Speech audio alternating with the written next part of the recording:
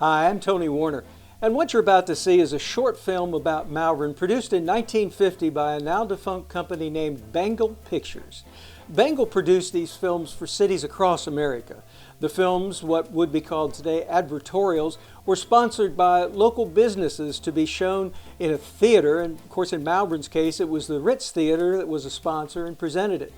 Although a little on the hokey side, the film gives a glimpse of what life and Malvern looked like back then, including two boys riding their bicycle on a two-lane main street. Try that today. The film runs about 16 and a half minutes, and we should tell you too, the sound quality is not super good, but the narrator's voice in his best top 40s radio style is very intelligible. We hope you enjoy this short historic look into Malvern's past. Thank you for watching. And here, from 1950, is my hometown, Malvern.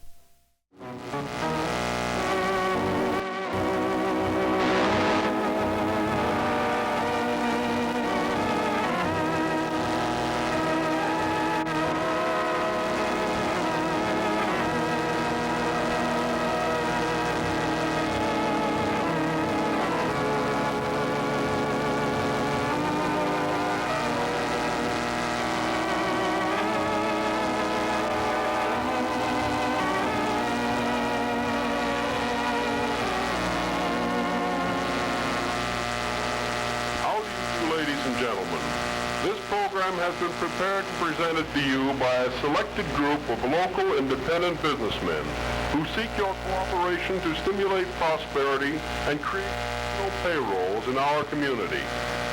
Has it ever occurred to you who it is that has made possible these beautiful paved streets and highways that enables us to drive our cars with such ease and comfort? Just in case any of you have forgotten, I shall remind you that your local merchants contributed approximately 65% of the taxes to afford us this luxury. They fully deserve our and your support. And when your home is menaced by fire, we cannot expect the fire department from some other community to assist us.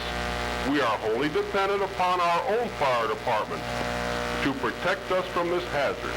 And remember, these volunteer firemen who so generously contribute their time, that we may feel secure in their protection, which is the result of their work, all of which is made possible through taxes, to which the local merchants again contribute 65%. How vivid in the memory of all of us is the little red schoolhouse. It will always have its sentimental value, but compared to the modern structures and today's methods of education and instruction, our children are highly fortunate. The pedagogical training of our teachers, the complete equipment, the safety of our schools, the careful attention to the protection of their health and training are all sustained, furthered, and made possible by taxes. And 65% of these taxes are paid by our local merchants, sturdy citizens of a sturdy progressive community that is your community. Very soon, these young girls and boys will be ready to enter the business world. Yet, how often have we heard it said that there is no opportunity in this community for my boy or girl, and that it is necessary for them to seek employment in the larger cities. Many opportunities could be provided from the industries of this community if the people would but realize that the money spent with the mail order houses or with any merchant outside of our own community robs our own town of prosperity, prevents progress that enables the merchant to create more opportunities in the form of jobs, more local improvements, increased real estate values, all of which tends to enhance the value of our entire community. The nation and state is only as strong as each individual community, only as progressive and solvent as each district's ability to furnish young, ambitious, healthy, educated sons and daughters. Our local merchants aid magnificently towards this composite picture. we sustain and maintain local health, fire, police, schools, libraries, and many other public benefactory efforts. The employees of these services owe it to the local merchants to purchase local commodities, to teach and practice local pride. It is a sound truism, united we stand and united we succeed. Ladies and gentlemen, your community is composed of you and you and you. Your local merchant is your friend and neighbor. He stands willing and eager to assist you. They deposit in our banks, they employ local help, and they pay local taxes. Ladies and gentlemen, support wholeheartedly your local merchant.